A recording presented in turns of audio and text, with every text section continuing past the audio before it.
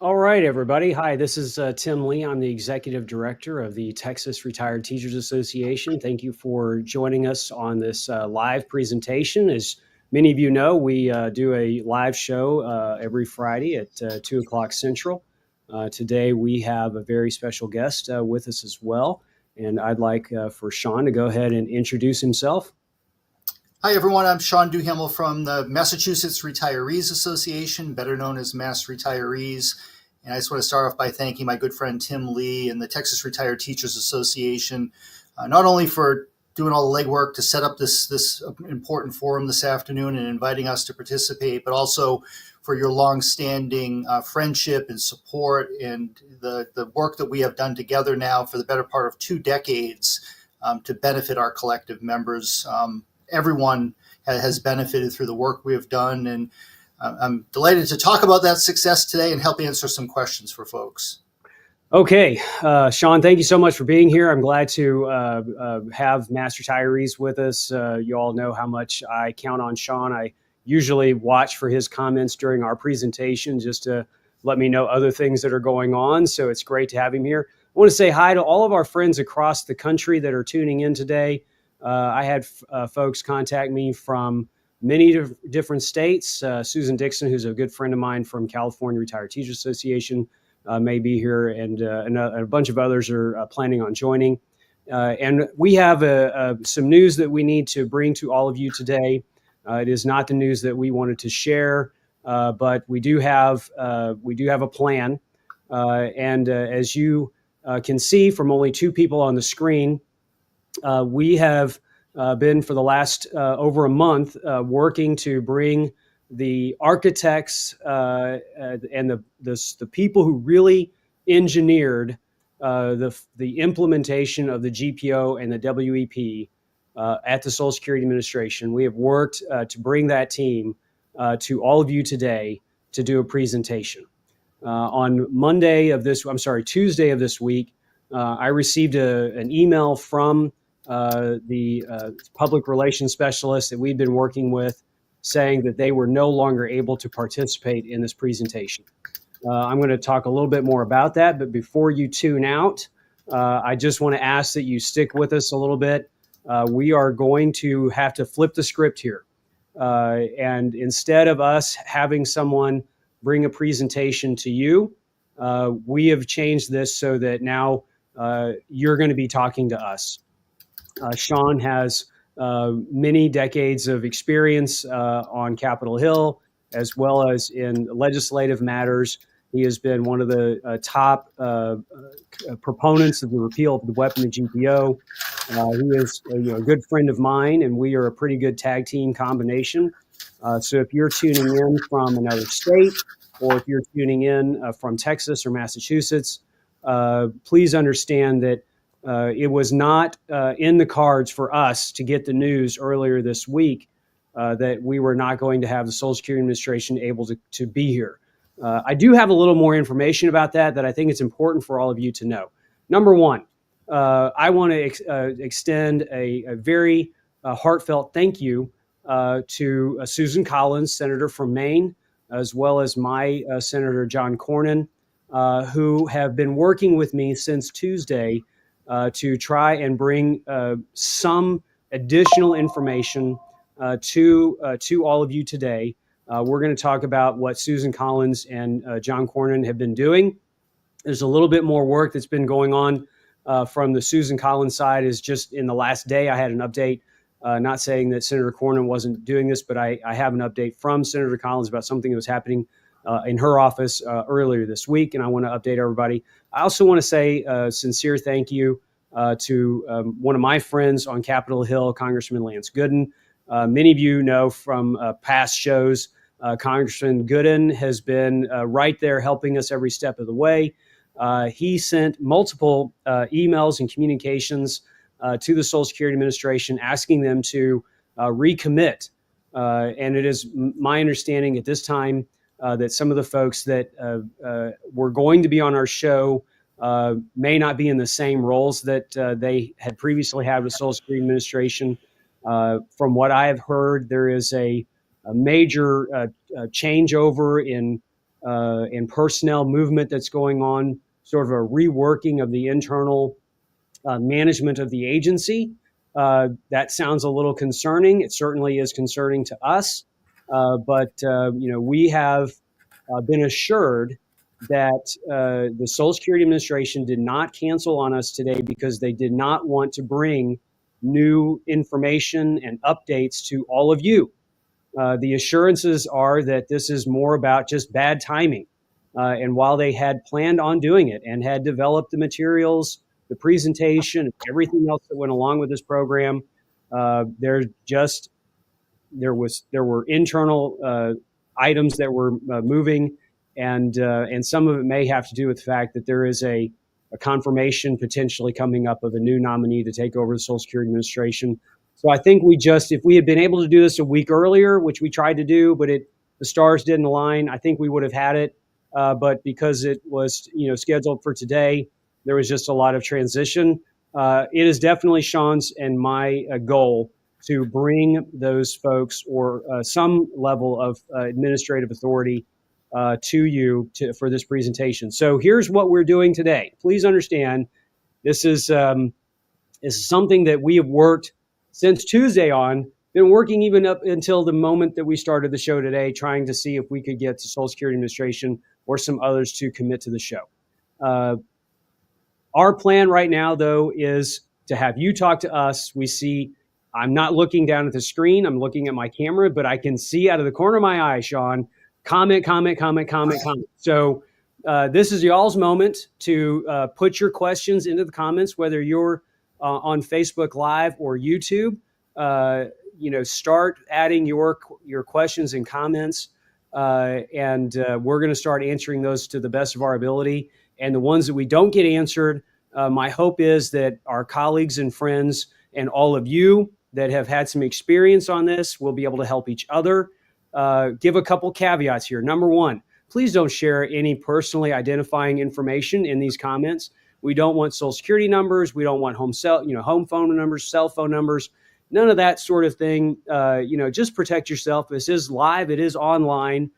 So please protect yourself. And then you all should have our contact address or email addresses on this as well. And Shawn, I'm going to kick it back to you for any other opening comments, and then I'm going to start looking at comments and see where we go from here. So any other thoughts on your before we get started here?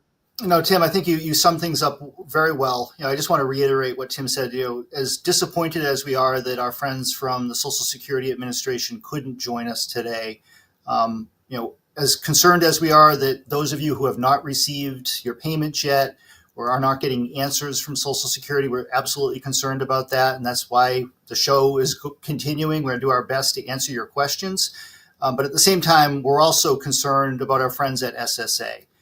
One of the individuals that we have been working directly with on this issue, he has 18 years of service with the Social Security Administration. Fantastic person, does a wonderful job, one of the most knowledgeable people about these benefits. And we're concerned of what his future is like. We don't want to see anyone lose their job. All of you are retired public servants, whether you're teachers or police or firefighters or whomever. You all have the same commitment to serving the public. And many of you, prior to entering state or local service, served in the U.S. military. So the commitment to public service runs very deep amongst both of our organizations. So, we're concerned about the Social Security workforce, as well as the ability of that workforce to serve retirees. As all of you know, these are your benefits. You worked very hard. You paid for these benefits. You earned these benefits. Our organizations have spent decades advocating for the repeal of WEP and GPO. And while we're thrilled that more than 2/3 of retirees have received your retroactive payments, we know that there are many thousands of retirees across the country who are still waiting to be paid. And, as far as we're concerned, no one is going to be left behind. We're going to stay at this until every single one of our members has been made whole. So you're not going to be forgotten about. We know that this is an anxiety-provoking situation, but please be assured you are going to get your money, hopefully sooner rather than later. So with that, Tim, Let's start answering some questions for folks. Yeah. So, Shawn, I know that today you were with your folks up in Massachusetts. And again, we're streaming live to, I think, 4 different channels right now, a couple with TRTA, a couple with Mass Retirees. We're going to post this afterwards. And if you're, I saw somebody commenting from Ohio who has a question about the WEP. But before we turn to that, I know that you were at a conference earlier today, and there seemed to be one question that was sort of percolating up towards the top. Why don't you share with folks that one? Because I think a lot of people have the same question. So we had a meeting up in northern Massachusetts today in the city of Leominster, which for our friends in Texas is right on the New Hampshire border, just a few miles from the New Hampshire border. We had about 130 of our members at the meeting. People are thrilled who have already received their payment. But we had quite a few members come to the meeting today with the same concerns and complaints that they have not yet been paid, whether it's through what's considered a complicated case. But one of the questions that we're getting quite frequently are from those of you who had applied for spousal or survivor Social Security benefits and had been previously denied those benefits. Now, unfortunately, while some retirees, the denial that you received was in writing, there's a record of it, both that you may have as well as Social Security, many retirees received a verbal denial. So whether you went into the Social Security office and sat down with someone with all of your paperwork in good faith, they ran your numbers and said, well, you're a retired teacher, you're a retired firefighter, you're not eligible for spousal or social or survivor benefits, so we're going to deny you. But it was a verbal denial. There's no proof, unfortunately, that conversation ever took place. So right now, the Social Security Administration is their observation of the law is that if there's no written denial to prove that you had actually applied for a benefit, that the retroactive nature of GPO and WEP repeal is not going all the way back to January 1st of 2024. That is something that we adamantly disagree with. Thankfully, a growing number of members of Congress are disagreeing or have disagreed with that interpretation. Tim mentioned Senator Susan Collins, our neighbor here in New England from Maine. She has taken a very active role on this. We were thrilled yesterday to learn that Texas Senator John Cornyn has also taken a very active position on this, and they're asking Social Security to reconsider their position. Again, we believe everyone who was denied a benefit prior to this law being repealed deserves that retroactive payment all the way back to January 1st of 2024, regardless of how your denial came. The good news is that even if we're still working out that piece of it, you have received or you will receive some benefit going forward. I know many members have already started to receive more than $1,000 a month under the GPO, but we want to make sure that every penny that's owed to you, you receive in a timely fashion. So we're going to stay at this. If Social Security refuses to change their position, then ultimately it may lead to the need for further federal legislation, but would rather not go down that road if there's a simpler way of fixing it. And we believe that there is.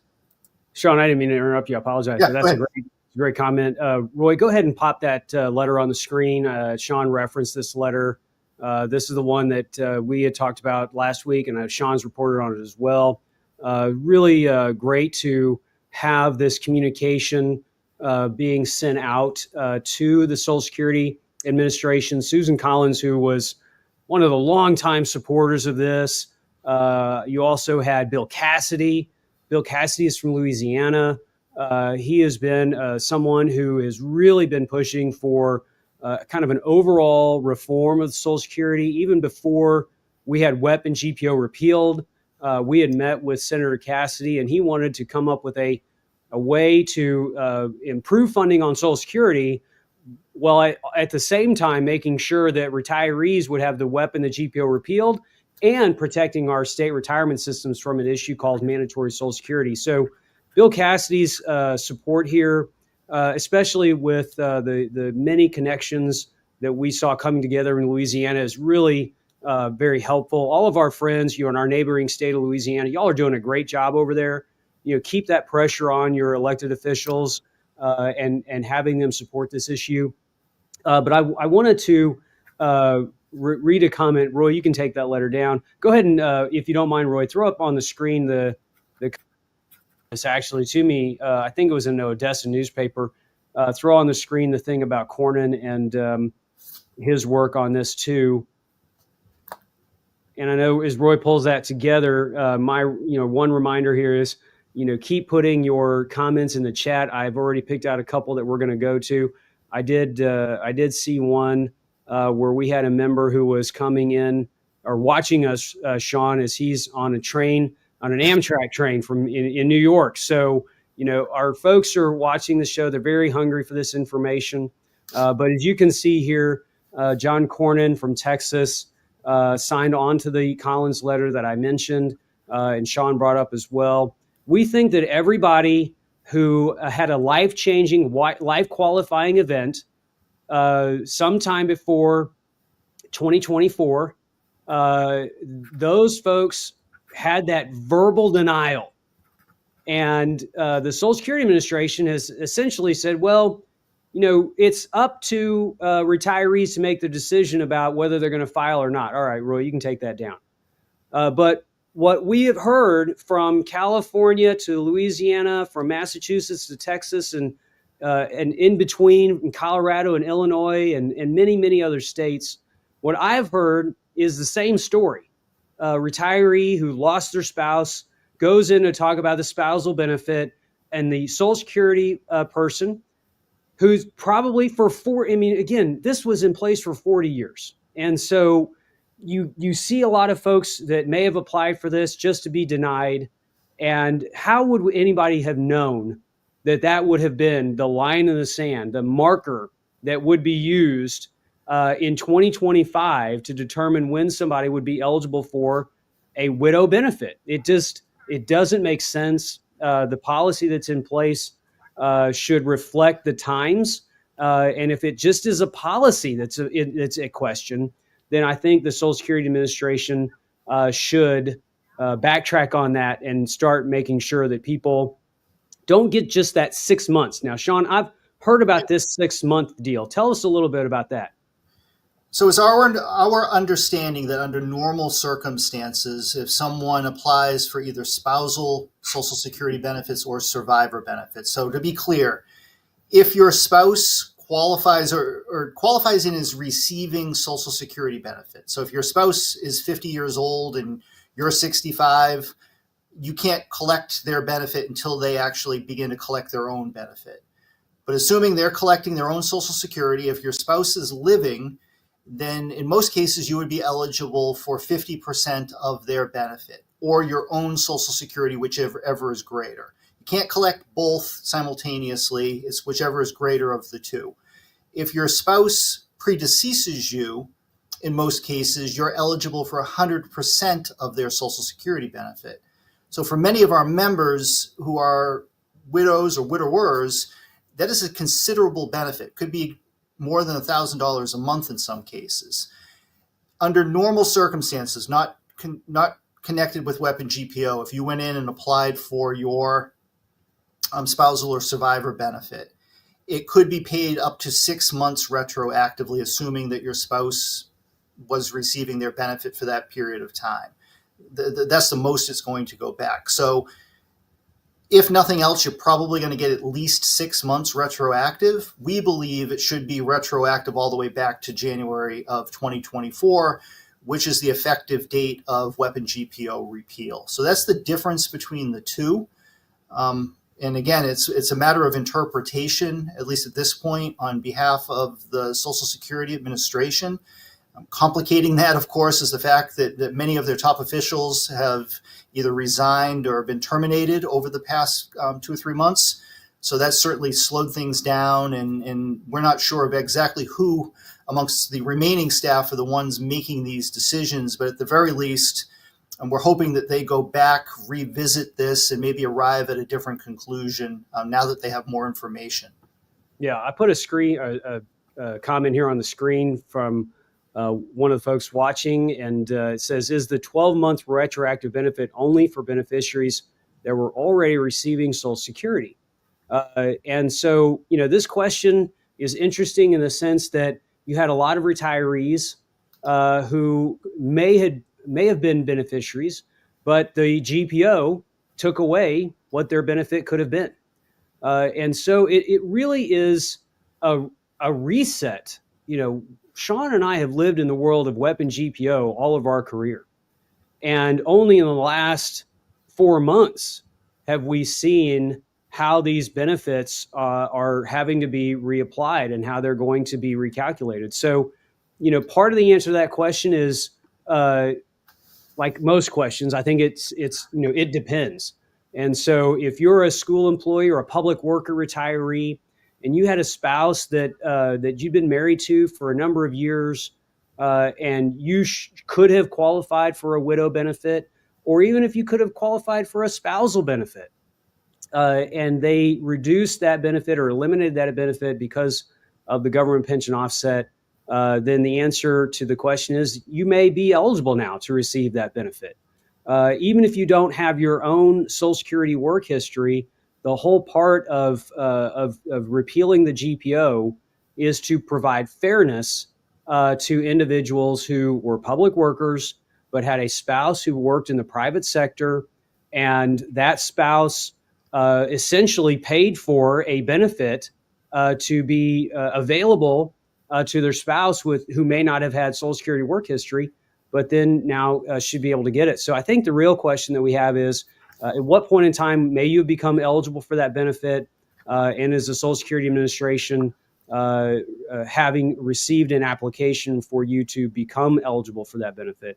And so just so we're clear on this, and I want to shift gears here in just a second, but that date of eligibility is what we're really talking about. And the Social Security Administration seems to be using when you as a new beneficiary may start receiving that benefit by when you fill out the form.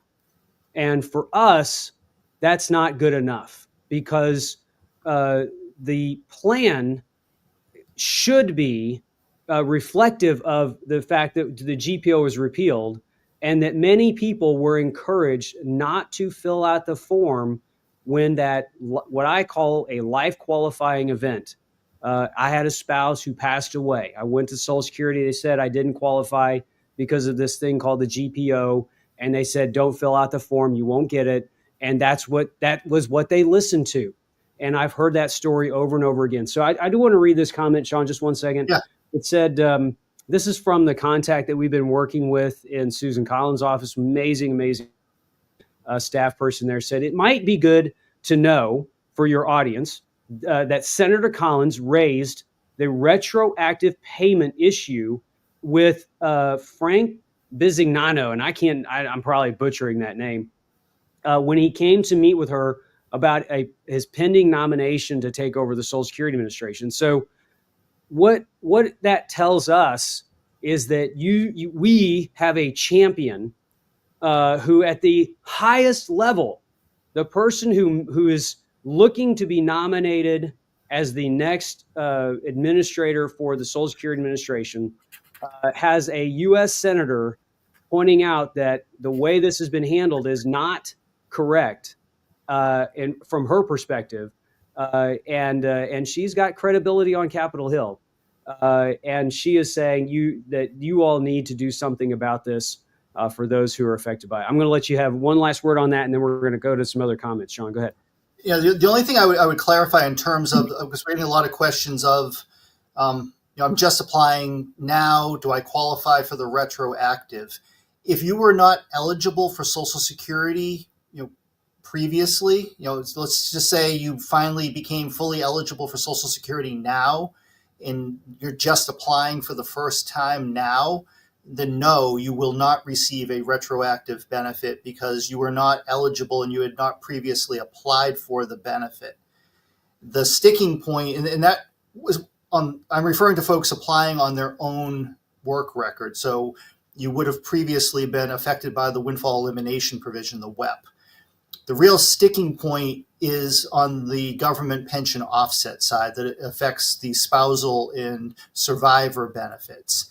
If you were someone who was previously denied a benefit, or if you were eligible for a benefit, and as we said, virtually everyone is eligible for a spousal or survivor benefit if your spouse's Social Security is larger than your own, or if they qualify and you do not.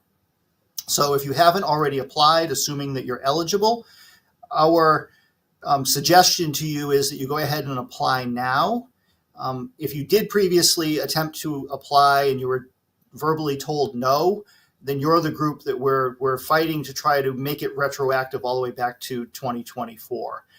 Hopefully that clarifies things a little bit better. The only other thing, Tim, I would add is if any of you watching, if you are a Mass Retirees member or a TRTA member, and you have follow-up questions and we don't get to your specific situation, you can always reach out to us. Here at Mass Retirees, all of you have my cell phone number, for instance. You have our whole team's personal contact information. So you can always reach us. And I know our friends in Texas operate very much the same way. So if we don't get to your question today, please reach out. We want to make sure everyone gets the help that you need. Yeah, let's talk about PACE just for a second, because I just threw up this comment from our friend in Ohio who's watching. I think that says Dan. I've got to put my good glasses on. I'm glad you're here. Dan Taylor. Yeah, so glad you're here. And he says that still waiting on my retro payment and I fall under the WEP.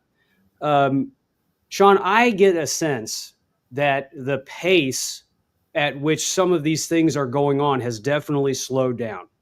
It seemed like to me that Social Security Administration was doing a really good job of what they called automating. I don't want to call them the easy cases, but maybe the cases that they had more direct information about. And in that automation process, we were seeing people getting deposits, left and right. I remember we were at a conference together and you started hearing about some of your folks getting it. And then a couple of days later, we started getting those notices. But it just seems as though, and I say this for some assurance to those of you like Dan that are still waiting on something, it's not over. The Social Security Administration has come out and they've indicated that this could go on for several months. And I think they gave us kind of a new month trajectory. Is that right, Shawn, that they may have this done?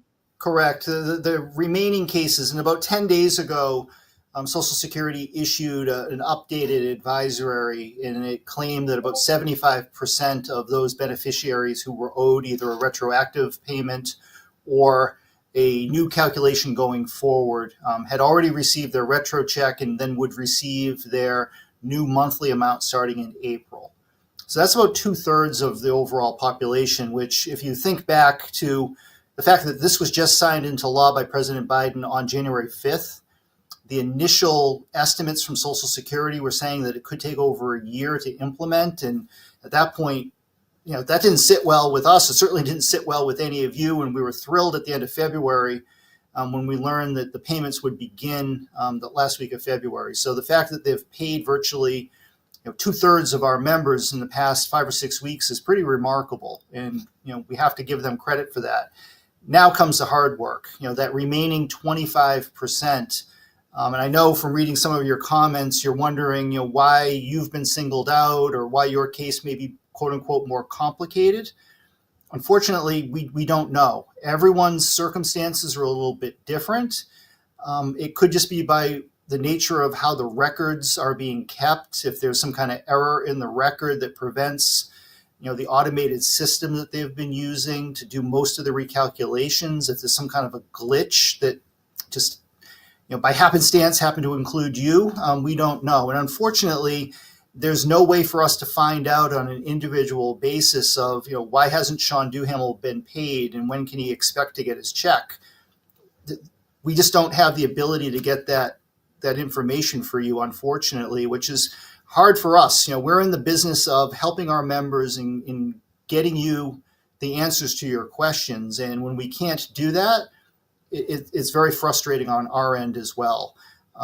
What we can tell you, though, is at the end of the day, every single retiree who's owed money because of the repeal of WEP and GPO, you are going to be made whole. You are going to receive your retroactive money if it's owed to you and your new monthly check going forward. The question of it is exactly when is that going to happen? And we want to try to do everything we can to make sure it happens sooner rather than later. Yeah, there's a lot of these folks that are tuning in, kind of like this one, Shawn, that is verbally denied the survivor benefits 6 years ago, applied after the Social Security Fairness Act passed, got retro back for 3 months. Is it supposed to be 6 months? Not sure. I think that number one, my view on this is save all of the documents that you get. It is possible and has been communicated to us that there could be errors along the way. Yeah. And some of this is going to be about seeing how the Social Security Administration provided that information. A lot of folks got deposits right away. We already know that a lot of people had the Medicare premium taken out of their deposit, even after they'd already paid that. And that's been a big issue for us. And a lot of our folks are talking about it. So you definitely want to save your documents. And this person saying that there are 3 months of back pay. I had an opportunity to sit in a presentation by a Social Security counselor from the San Antonio regional office with one of our friends called Texas Association of School Business Officials. And I asked that question, what is the rule on back pay and being able to set your time frame back to be able to get however many months that is? And I asked, is 6 months is that what people are eligible for? And I got it depends. And so I don't want to answer this question with any sort of definitive, because I don't work for the Social Security Administration. I don't have those records in front of me. And I think that's kind of a big caveat that both Shawn and I would agree to is, as he said earlier, these things are very individual in how they how they calculate them. Just on the face of this, I would say that it may be that you're eligible for some additional money. I would probably have to ask some questions about that. I probably have to encourage you to give you some questions you might want to ask Social Security. Presuming that you would be eligible for some additional money, we think that there's going to be time going forward where SSA may have to work with you individually to try to figure that out. And Shawn and I have been sharing a comment a lot with each other lately, and it is this: we may have to get your congressperson involved.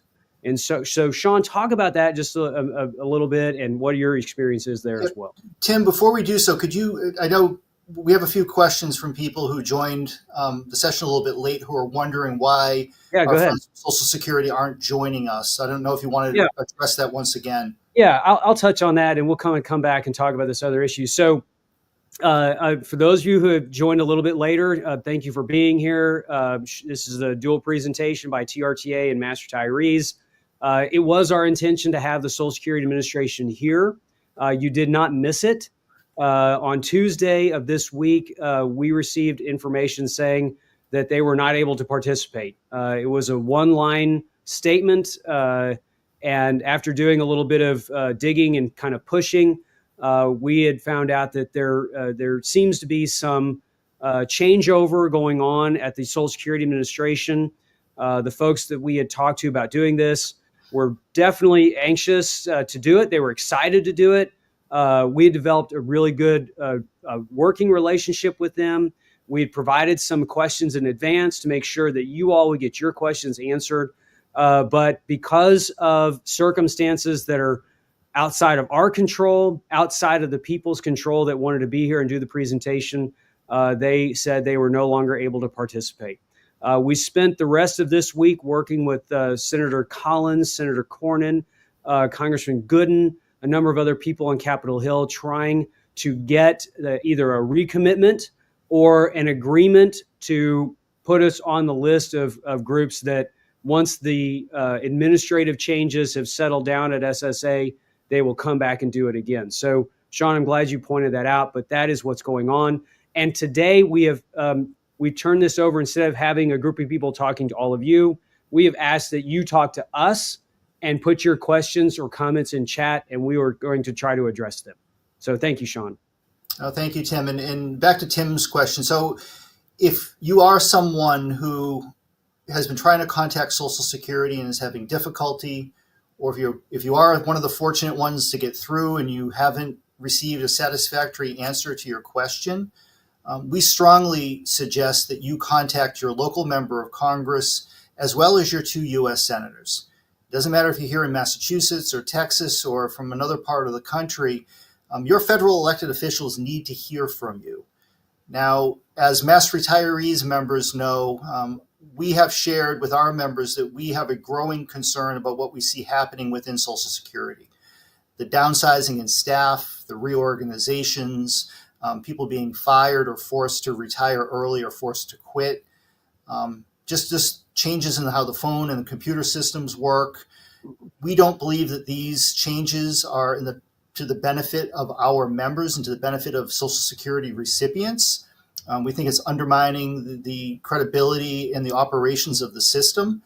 One of the positive aspects that have come as a result of folks reaching out to their federal officials is the announcement yesterday by Social Security that they were changing the proposed change in how folks apply. Traditionally, retirees have been able to apply for Social Security benefits in most cases over the phone. It was announced in late March that that was going to change, that they were going to require all applications going forward to take place in person at a Social Security office. Well, that change was being proposed at the same time that reductions in staff were taking place, as well as proposed reduction in field office locations. Now, that's bad enough in a state like Massachusetts, which is relatively small in terms of land mass compared to Texas.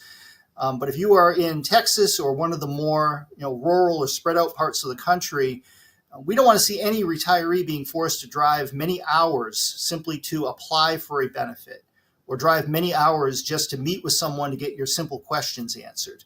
That's not acceptable, and we don't believe there's any justification for that. But due to the outreach of the TRTA, Mass Retirees, AARP, and other organizations around the country, to our federal officials, to the Trump administration, and to SSA directly, just yesterday, SSA announced that they had changed their policy proposal. They were going to continue, or are going to continue, to allow most applications to take place over the phone. More complicated matters or folks who require maybe some further investigation will be required to come in. Of course, we want to make sure that those who are eligible for benefits are getting it, and only those who are eligible, which is something that I think all of us care about. But at the same time, we need to take reasonable steps to make sure that those in need who qualify for benefits don't have to go out of their way and jump through hoops to get something that you're entitled to that you paid for. Shawn, I am going to have us try to do some quick fires here, because I'm getting some great questions. And I think that we're going to have to try to get through several of these in a pretty fast fashion. I'm going to start off with one that sounds a little bit like the rest of us are feeling right now. So here we have Shirley saying, this is unacceptable. I don't know that Shirley doesn't say that she doesn't care that 75% have received their benefits. I think what she's saying is, you're kind of putting it in my face that you've paid out 75% of these, but there's 25% of folks that haven't gotten it yet. And I feel like this commitment to us is not a priority anymore. I think a lot of folks that have not received their payment yet fall into the category of, I'm frustrated. I see, lots of good comments being made by people, and I know that it's happening. And again, I that frustration just turns into, why not me? How come I've not been handled yet? I'm making an assurance statement here from the Texas Retired Teachers Association. I know you'll do the same. You will not be left behind. Shawn said that earlier. Our intention is to fight for you until every single person who is eligible to get this is going to get it. Shawn, what's your comment? Oh, absolutely. And I'm sorry for anyone who hasn't received their benefit. And by all means, we're not rubbing this in anyone's face. I mean, as happy as we are that many retirees have been paid, we fully realize that there are many who have not. And everyone is of equal importance. We're going to continue to do everything we possibly can to make sure you get your money as soon as possible. I hope that there's no lagging in the commitment to get this done. I know just from reading some of the comments here, and for us here at Master Retirees, every day we hear from members who wake up in the morning, check their bank account, and realize that there's been a lump sum deposit that took place overnight, usually out of the blue, for several $1,000s. So these payments are still coming. They've slowed down a little bit. I think it's just because we're getting to the final group of people that need to be paid. But that work's going to continue until every single person receives your money. Yeah, so even 20% of 3 million, I think, is 600,000, right? So it's and what I understood is that SSA was saying, hey, we found a way to automate a bunch of these, but the ones that we can't automate for some reason, we're going to have to do manual computation. And if you're talking about, almost 600,000, 700,000 potential folks for an agency that has a confirmation process that may start being underway for a new boss, people being moved around, it is absolutely imperative that the association network, and I don't know if that member was saying she's part of TRTA or Master Retirees or some other group. If you're part of anything and you're feeling as though you might be getting left behind, please reach out to me by my email, tim@trta.org. This goes for anybody. I've talked to people from New Mexico. I've talked to people from California. I've talked to people in Puerto Rico. I've talked to people in New York, Ohio. Shawn and I both want to do our best to try to help as much as we can. And we'll talk about emails in just a second. But again, I'm getting too wordy here because I got other folks that I want to hit up here. Now I've lost my place, Shawn. Verbally denied. Let's see. I think this one, verbally denied benefit. Okay, I think we dealt with that one, or we've talked about it. My Social Security account was flagged. I was receiving spousal benefits, but had they stopped in October because I retired in June. How do I get unflagged? I think if there's some, Shawn, did you want to answer that one real quick? You go ahead, because I don't know. So yeah, I've had some folks that have told me that they have been flagged for some reason, or that they have talked to one of the Social Security Administration individuals on the phone. They've set up a phone conference. Something, a piece of paper was missing, or they needed some other information. They have asked that people set up an appointment in a local office. Sometimes there's a coordination of effort going on between what you might be getting from that Social Security phone call that you've set up, and then you have to go to a local office and take in a document, and they have to scan it and put it in the system. So there's some of that that's going on. And again, if that's not working, then if I'm not sure if this person's in Texas or not, but we will work with your congressional member and you to try to get answers as needed. I remember the SSA folks telling us that they wanted to get through April before they started having the people with kind of troubled or concerns really calling in. And I think that that's just sort of the place that we are at right now. I had a question here and I can't find it right now, but it was, how serious is WEP and GPO 2.0? And that's one of the issues, Shawn, that we've talked about in Texas, and saying that, hey, we've earned this. But when you listen to that debate that was going on in the Senate, and you had some folks like Rand Paul who were saying, hey, why are we doing this? Why are we moving this now? We've got Social Security that's going to have funding problems. Social Security is going to run out of money in the next 7 or 8 years. And some of the folks that were talking made it sound as though they would rather had a different approach than full repeal. And so this is not really WEP and GPO 2.0 for people that just started getting their benefits restored. I think the question is, what will Congress attempt to do if they are looking at funding solutions for Social Security and they are saying, hey, all of these public workers, we didn't like how they got handled, and now we want to come up with a different solution on future retirees. So that's one of those issues that I know we've talked a little bit about. Shawn, any thoughts on that? No, it's certainly a concern going forward. And look, we firmly believe that there are ways to reform Social Security that's going to ensure its solvency not only for today's generation but for future generations. Similar to what took place back in 1983, hopefully without the inclusion of anything like the WEP and GPO that was part of the Social Security Reform Act in '83.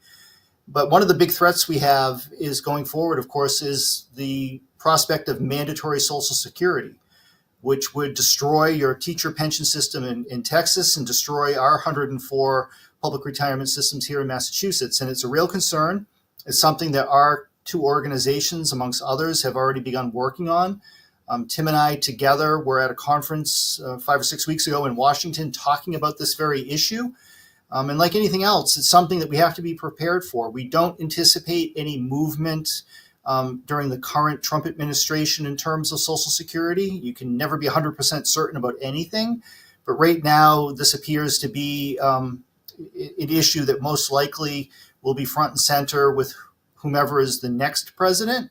But it's something we need to be prepared for, not only to protect our retirement systems, but to also ensure that changes aren't put in place that harm either current or future retirees in a similar way to what we just overcame with WEP and GPO. That's the problem with going on mute is that nobody hears you cough, which is great, but then I have to find the button again. So here's one that says, does the Social Security Administration tell us how much benefits my ex makes to determine how much I will get? I got a couple answers on this one, Shawn, if that's all right. Yeah, go ahead. Yeah, I think that what I understood is that if you have been married to someone for 10 years or longer and may have gone through a divorce, you may be eligible to receive a spousal benefit or a widow benefit based on that. And when you meet with the Social Security Administration, you can talk to a counselor about that. And their role, their function is to ensure that you will get the highest benefit that you may qualify for. I had some sheets that I didn't have Roy load up into today's program, but I may share some of this in the coming weeks from that other seminar that I attended a week ago with my friends in the TASBO. And there's a sheet in there talking about eligibility for spousal benefits and divorced spouses. And does your former spouse know that you're trying to get that? Does it affect their benefit? And it's no and no. And so there's a lot of good information that I think if we can get Social Security to recommit one of these specialists to come and talk to everybody about some of this, it'll open up what the realities are for benefits that you may qualify for. I had another person here right after Gene who said, what constitutes a complex case with respect to Social Security retro payments? There could be a lot of answers to this one. The few that I have encountered are people that have said, hey, I contacted Social Security. I had my own benefit that I may have qualified for, but then it was hit by the WEP.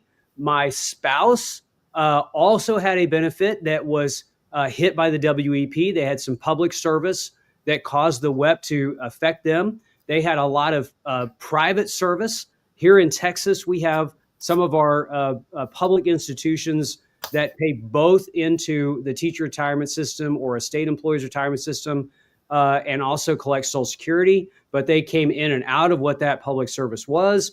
And so they had to recalculate a spouse's benefit. They had to calculate the other spouse's benefit. They had to make a determination as to which of the two is going to be higher. And so all of a sudden it became complex. I had another person who had said that I had been married before.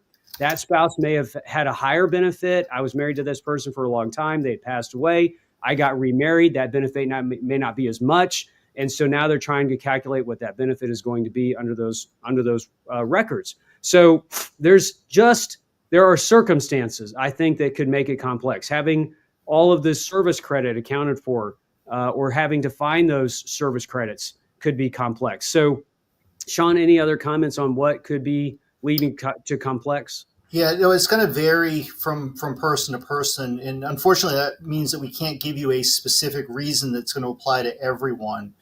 As we said earlier, it could also just be the nature of the way that the information is in your account within Social Security. We don't know for sure. And unfortunately, there's no way for either the TRTA or mass retirees to call someone at Social Security and get a direct answer for a particular case. We don't have the ability to do that. Yep.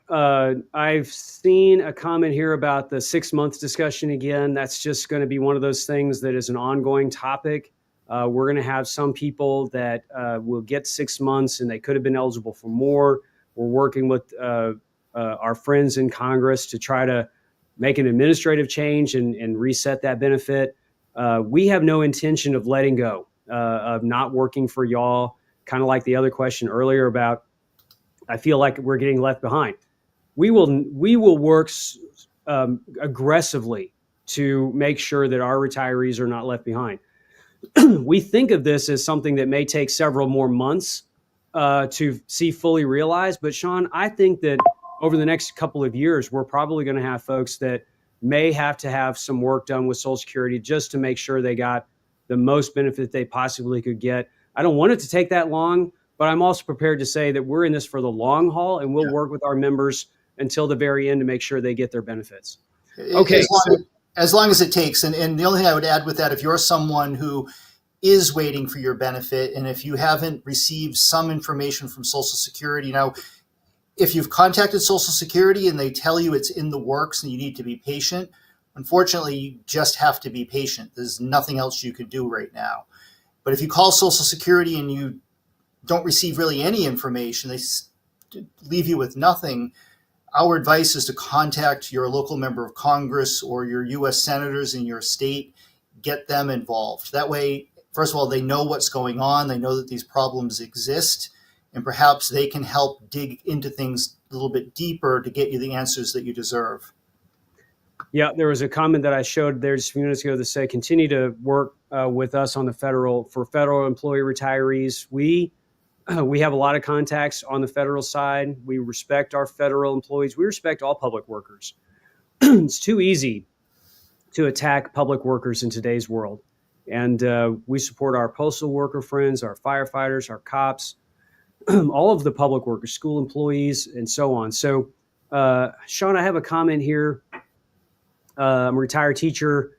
Can you take this one while I try to clear my throat a little? Sure. So the short answer is yes, you should be eligible for your late husband's Social Security. And there's a couple of nuances to this. One is, were you married at the time that your spouse passed away? If you were married at the time, then the answer is absolutely yes, that you are eligible for 100% of your late husband's Social Security. Now, if you were divorced, you need to have been married for at least 10 years in order to be eligible either for a spousal benefit or a survivor benefit through your former spouse. So that's kind of the nuance to it. And with a lot of these questions, there are little nuances. So we're trying to be careful that we don't give you an answer that's not necessarily accurate. I don't want to steer anyone in the wrong direction. But when in doubt, I would advise that you apply for the benefit, because the worst that they're going to say is, no, you're not eligible. Yeah, I'm going to throw the other couple fast ones up here. So here's one that says that I'm dependent on my TRS benefit here in Texas, my teacher retirement system. And should we be overly concerned because of the president's tariffs and the drama that is going on with that? Well, I will say from a TRTA perspective, anything that upsets the economy to the extent that we see massive swings in those investment cycles, our pension trust fund is heavily invested in the world markets. It's not just the U.S. markets, but we have global investments with TRS. TRS Texas is over $200 billion in fund value, and you see these massive swings, and it certainly has an impact on the system. And I think that all of us, have to be braced for what is likely to be shifting winds in the global economy. But the one thing I will say is that these retirement systems exist for a reason, and that is to provide retirement security. And if you're retired today, I know that our pension trust funds here in Texas are strong enough to continue to pay benefits for as long as retirees are alive. And so the concern is, of course, being able to pay future benefits for folks that we're making those promises to. And so that's something that we're definitely concerned about. Shawn, any thoughts on that one? No, just to give you peace of mind, as Tim said, the public pension systems around the country, not just in Texas, not just in Massachusetts, but as a whole, are built and designed for the long run. They're built to withstand the normal ups and downs of the market, and things we're going to have good times and bad times. That being said, of course, we're concerned over what's happened over the past few weeks. Here in Massachusetts, we have a cost of living adjustment special commission up and running as I speak, trying to make some improvements to our COLA formula here. And that COLA is directly tied to the success of our public retirement system. So if our investment returns suffer, it's going to make it that much more difficult for us to implement these positive improvements that we're trying to make. Yeah, here's a comment from Pam saying that I understand return of Medicare payments will be in June. Refunds are done quarterly. That information is, I would say, agrees with what is on the Social Security webpage, that FAQ page. I strongly recommend that you bookmark the SSA frequently asked questions page. It's going to be posted here. There is information updated just about weekly, it seems like, on that page. And they'll usually list, new, and they'll, have comments. But there is some information on there about how the Medicare reimbursements are going to be done. And Shawn, I'm going to say we're going to be wrapping up here in just a couple minutes because we've been on this for an hour. I feel like as time goes by so quickly, but we owe it. We owe it to our members to be communicative, to be here for you, to answer your questions. We're going to continue to take these questions down and try to share as much information as we can. Here's one. I've been waiting to apply for Social Security benefits until I was 69. I finally received a letter with a code to get started. Fingers crossed.